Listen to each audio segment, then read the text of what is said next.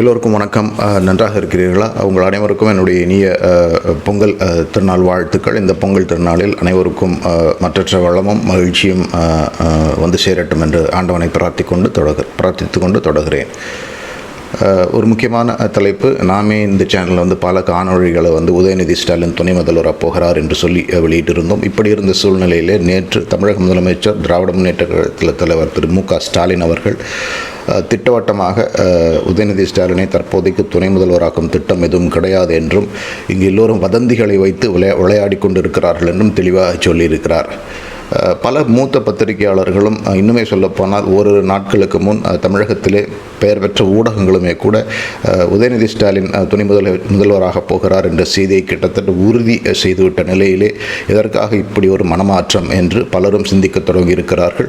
முக்கியமாக முதலமைச்சர் மு க ஸ்டாலின் அவர்கள் வெளிநாடு செல்ல இருக்கின்ற ஒரு சூழ்நிலையிலே உறுதியாக உதயநிதி ஸ்டாலின் துணை முதல்வர் ஆவார் என்று சொல்லியிருந்த நிலையிலே முதல்வர் இப்படி திடீரென்று உதயநிதி ஸ்டாலினின் துணை முதல்வராக்கும் திட்டம் இல்லை என்று சொன்னதற்கான காரணங்கள் பல உண்டு என்று சொல்லுகிறார்கள். இந்த காரணங்கள் நாம் அறிந்தவரை என்னவென்று நாம் பார்ப்போம். இந்த காணொளியிலே இறுதி வரை பாருங்கள். கடந்த சில மாதங்களாகவே தமிழக முதலமைச்சர் திரு மு க ஸ்டாலின் அவர்களுடைய உடல்நிலை குறித்து பல ஹேஷங்கள், பல அனுமானங்கள் உலா வந்தவனம் இருக்கின்றன. குறிப்பாக பிரபல யூடியூபர்களும் பிரபல பத்திரிகையாளர் பலருமே இந்த செய்தியை மீண்டும் மீண்டும் சொல்லிக் கொண்டிருக்கிறார்கள். இதனால் நிர்வாகம் ஸ்தம்பித்திருக்கிறது என்றும் அதிகாரிகளுடைய கொட்டம்தான் அதிகமாகவும் இருக்கிறது என்றும் முதல்வர், அதாவது ஒரு சில அதிகாரிகள் ஒரு சூப்பர் சீஃப் மினிஸ்டராக செயல்படுகிறார்கள் என்றுமான குற்றச்சாட்டுகள் பலதும் இருந்து வந்திருக்கின்றன.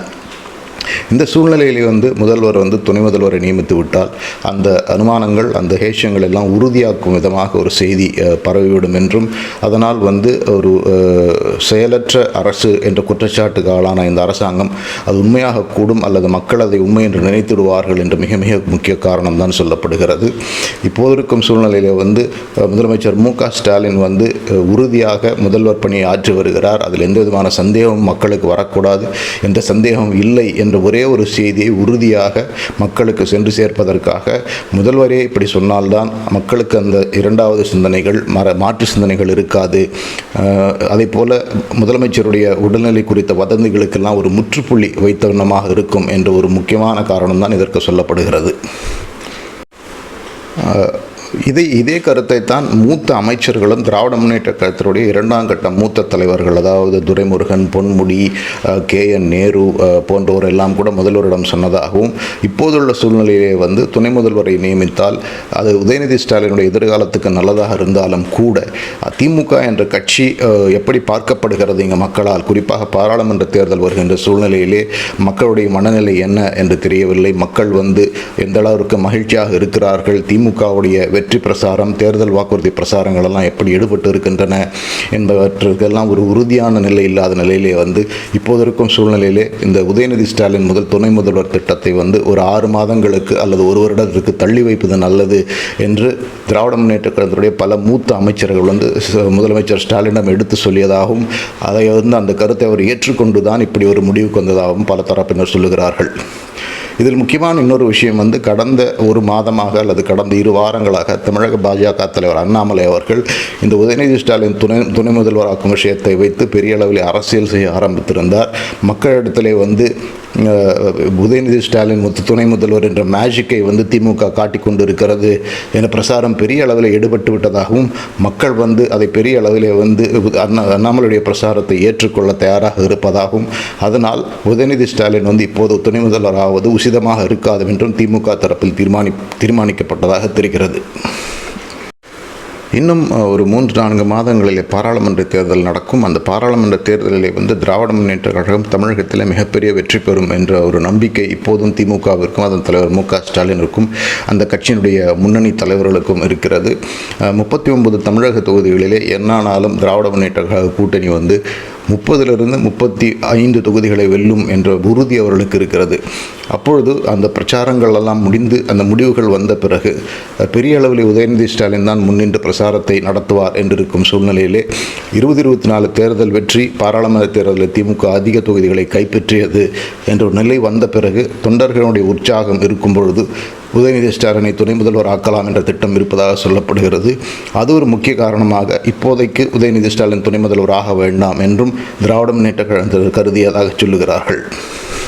அதேபோன்று பாராளுமன்ற தேர்தல் பிரச்சாரத்திலே பாஜகவும் அதிமுகவும் உதயநிதி ஸ்டாலின் துணை முதல்வராக்கும் விவகாரத்தை திராவிட முன்னேற்ற கழகம் ஒரு குடும்ப கட்சி, அதில் குடும்பத்தினர் தான் பதவிகளை அடைய முடியும், தொண்டர்களுக்கு அங்கே மதிப்பே இல்லை என்ற விதமான பிரச்சாரத்தை அவர்கள் முன்னெடுத்து வைப்பார்கள் என்றும், இப்போது இருக்கும் சூழ்நிலையிலே அந்த ஒரு பிரச்சாரம் ஒரு புதிய தலைவலியாக முடியக்கூடாது என்றும், ஏற்கனவே மக்களுக்கு ஆட்சிக்கு எதிரான ஒரு சிந்தனைகளை மக்கள் இருக்கிறார்கள், அதனுடைய உண்மை நிலை என்ன, மக்கள் உண்மையிலேயே ஆட்சியை பற்றி மகிழ்ச்சியோடு இருக்கிறார்களா அல்லது ஆட்சிக்கு எதிரான சிந்தனை இருக்கிறதா என்பதெல்லாம் இந்த 2024 பாராளுமன்ற தேர்தல் முடிவுகளில் தான் தெரிய வரும் என்று அரசாங்கமே திராவிட முன்னேற்ற கழகம் என்ற கட்சியை உறுதியாக கருதுகிறது.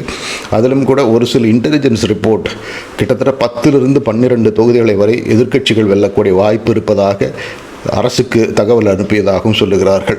இந்த சூழ்நிலையிலே மேலும் சிக்கல்களை உருவாக்க வேண்டாம் என்ற ஒரு மிக மிக முக்கிய காரணமாகத்தான் இந்த உதயநிதி ஸ்டாலின் துணை முதல்வரானது தள்ளி போகிறதே தவிர அது நடக்காது அல்லது இப்போதைக்கு அதை பற்றி ஒரு சிந்தனை இல்லை என்று முதல்வர் சொல்லவே இல்லை.